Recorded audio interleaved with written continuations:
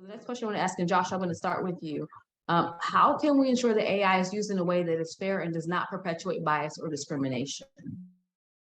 So the answer to that question is ultimately that there's not a simple answer. So when I think about this question, I really go back to Thomas Jefferson, who I know we have an international audience. That's one of the founding fathers of the United States, one of the original signers of the Declaration of Independence from English rule.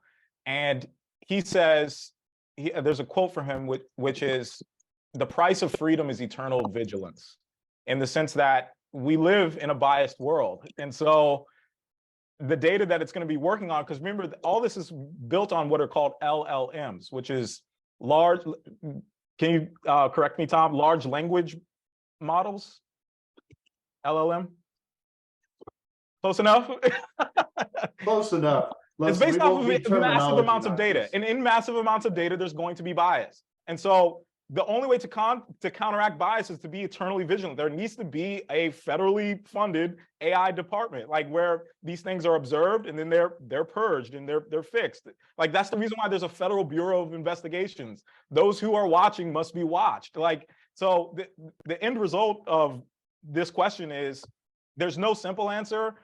I think there needs to be systemic controls to make sure that bias doesn't leak into AI, but it's always going to be there and it always has to be policed, meaning that this is we have an eternal vigilant job for someone to make sure that this is not a problem.